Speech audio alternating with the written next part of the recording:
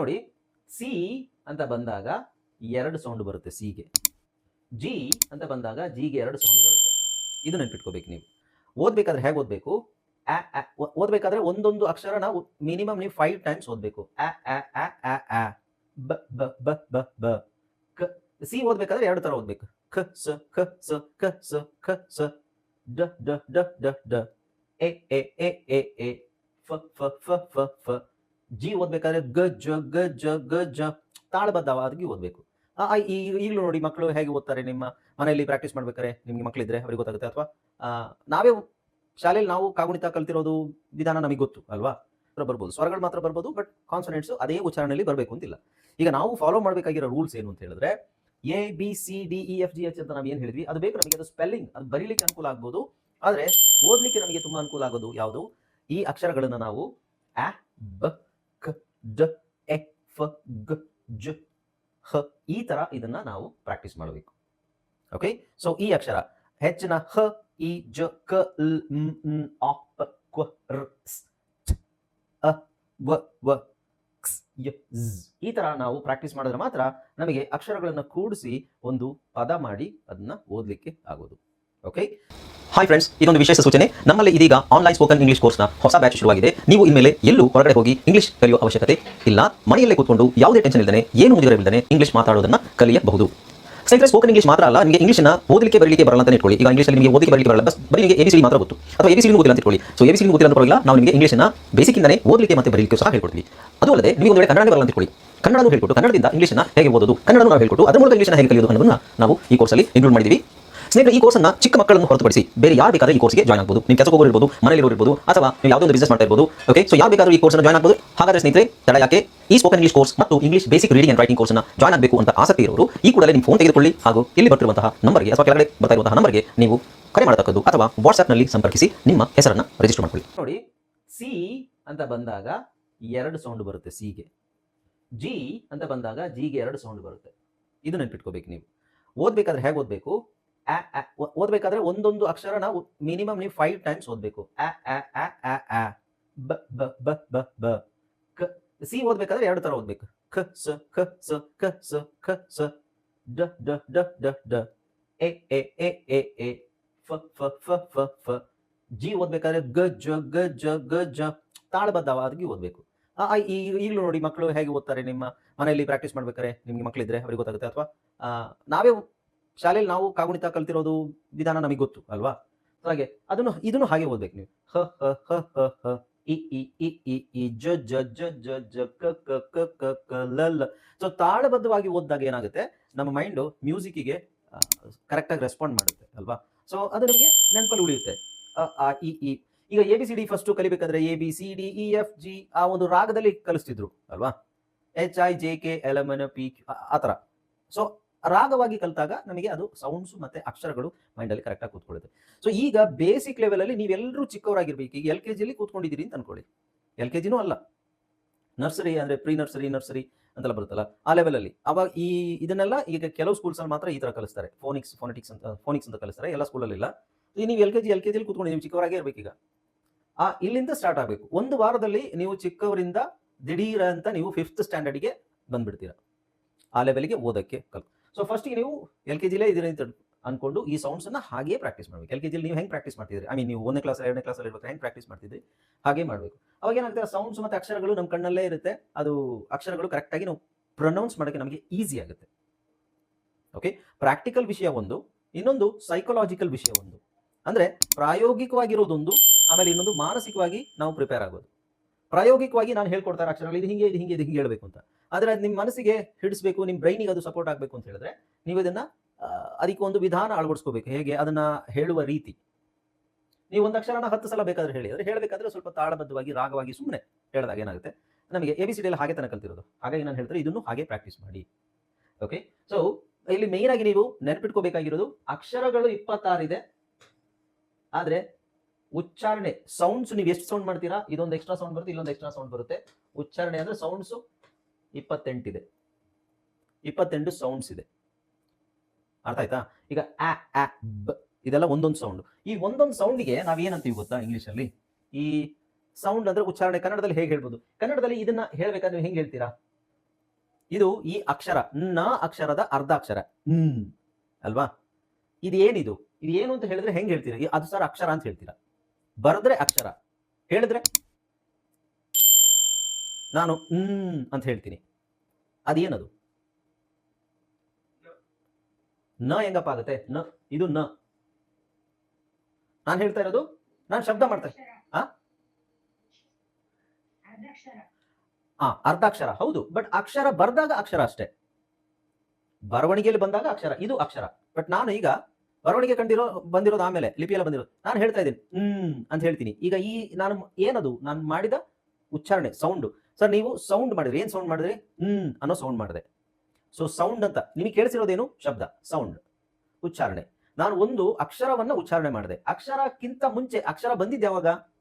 ಬರವಣಿಗೆ ಬಂದ್ಮೇಲೆ ಅಕ್ಷರ ಬಂತು. ಅಕ್ಷರಕ್ಕಿಂತ ಮುಂಚೆನೆ ಭಾಷೆ ಇತ್ತಲ್ವಾ? ಆಗ ಅದು ಏನಂತ ಹೇಳ್ತಿದ್ವಿ? ಭಾಷೆ ಅಂದ್ರೆ ಏನು? ವಾಕ್ಯ. ವಾಕ್ಯದಲ್ಲಿ ಬರುವಂತದ್ದು ಪದ, ಪದದಲ್ಲಿ ಬರುವಂತದ್ದು ಅಕ್ಷರ. ಅಕ್ಷರ ಅಂತ ಬಂದಾಗ ಪದದಲ್ಲಿ ಬರುವಂತದ್ದು ಅಕ್ಷರ ಇರ್ಬೋದು. ಬಟ್ ಅಕ್ಷರ ಬರೋದು ಯಾವಾಗ? ಲಿಪಿ ಬಂದ್ಮೇಲೆ ಅಕ್ಷರ ಬಂದಿದ್ದು. ಅದಕ್ಕಿಂತ ಮುಂಚೆ ಉಚ್ಚಾರಣೆ, ಸೌಂಡ್ಸ್ ಅಷ್ಟೇ. ನಾನು ಇದೆಲ್ಲ ಹೇಳಿದ್ರೆ ಇದೆಲ್ಲ ಸೌಂಡ್ಸ್ ಅಷ್ಟೇ. ಸೌಂಡ್ಸ್ ಅಂದ್ರೆ ಏನು? ಶಬ್ದ ಅಲ್ವಾ? ಸೊ ಈ ಸೌಂಡ್ಸಿಗೆ ನಾವು ಇಂಗ್ಲಿಷ್ ಅಲ್ಲಿ ಏನಂತೀವಿ ಅಂದ್ರೆ ಫೋನೀಮ್ಸ್ ಅಂತ ಹೇಳ್ತೀವಿ. ಓಕೆ,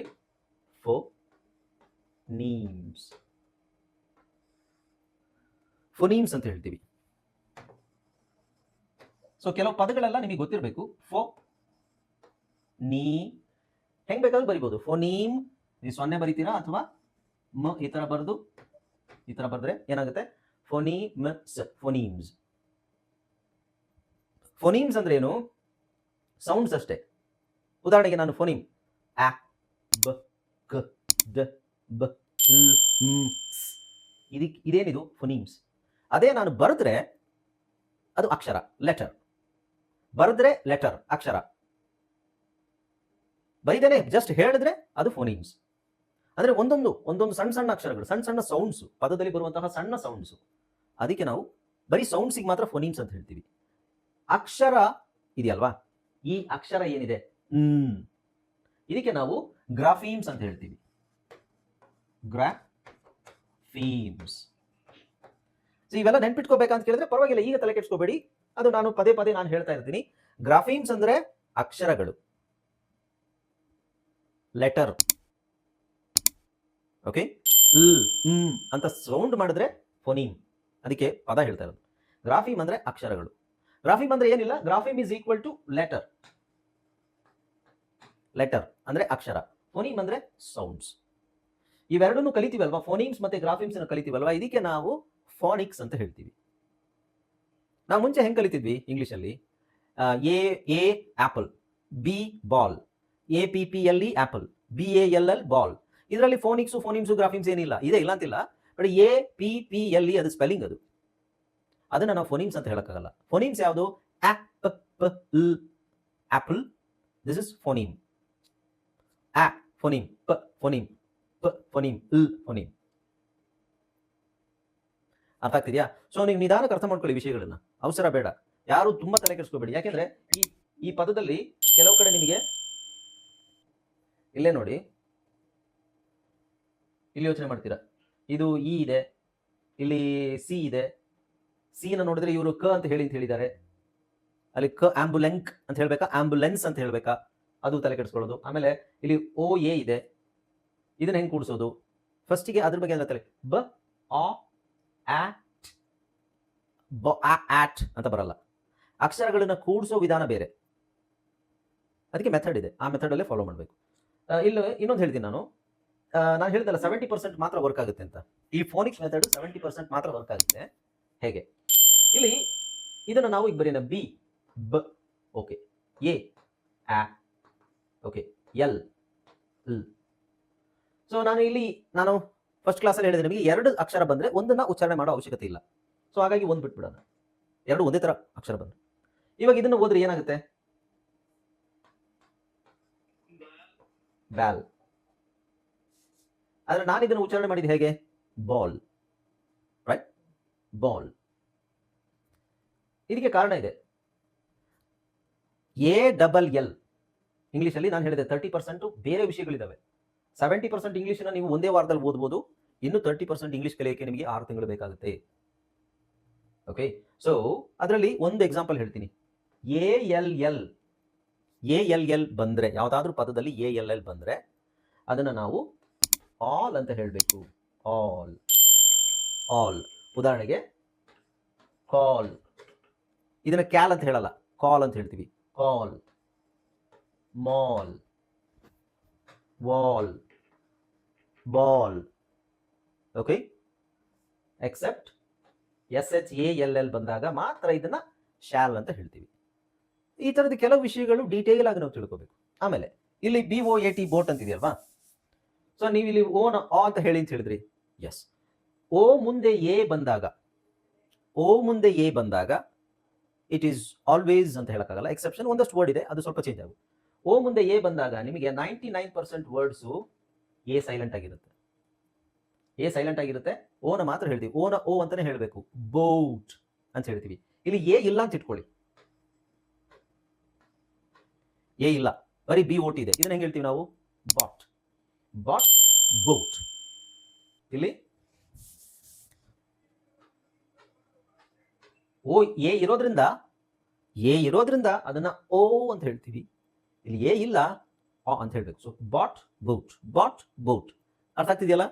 ಈ ತರ ವಿಷಯಗಳು ಇಂಗ್ಲಿಷಲ್ಲಿ ಬಹಳಷ್ಟು ಇದಾವೆ, ತುಂಬಾ ಕಲೀಲಿಕ್ಕಿದೆ. ಆದ್ರೆ ನಾವು 70% ನಾವು ಆಲ್ರೆಡಿ ಕಲ್ತಾಯ್ತು. ಈಗ ಮಂಜುನಾಥ್, ಮೈಕ್ ಆಫ್ ಮಾಡ್ಕೊಳ್ಳಿ. ನಾನು ಪಾಠ ಮಾಡ್ತಿರ್ಬೇಕಾದ್ರೆ ಮೈಕ್ ಆಫ್ ಮಾಡಿ ಅಂತ ನಾನು ಪದೇ ಹೇಳ್ತಾ ಇದ್ದೀನಿ.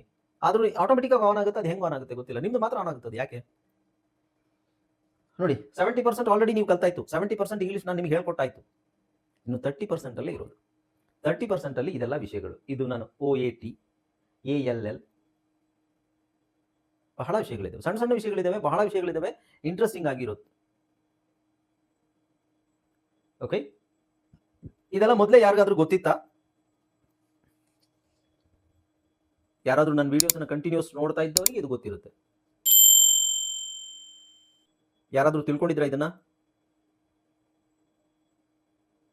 ಇಲ್ಲ? ಓಕೆ, ಹಾ. ಸೊ ನೀವೇನಾದ್ರೂ ಪ್ರಶ್ನೆ ಇದ್ರೆ ಕೇಳ್ಬೋದು.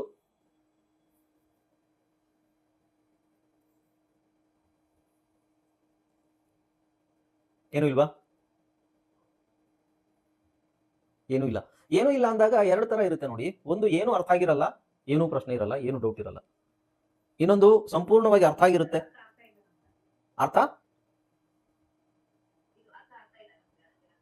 ಅರ್ಥ ಆಗ್ತಾ ಇಲ್ವಾ? ಇದು ನಿಮಗೆ ಅರ್ಥ ಆಗಿಲ್ವಾ?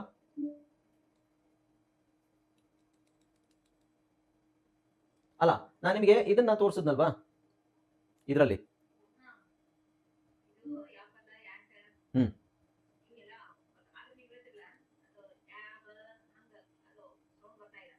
ಅಲ್ಲ, ಈಗ ಇದನ್ನ ನಾವು ಎ ಅಂತ ಹೇಳ್ತೀವಾ, ಏಪಲ್ ಅಂತ ಹೇಳ್ತೀವ, ಆಪಲ್ ಅಂತ ಹೇಳ್ತೀವ?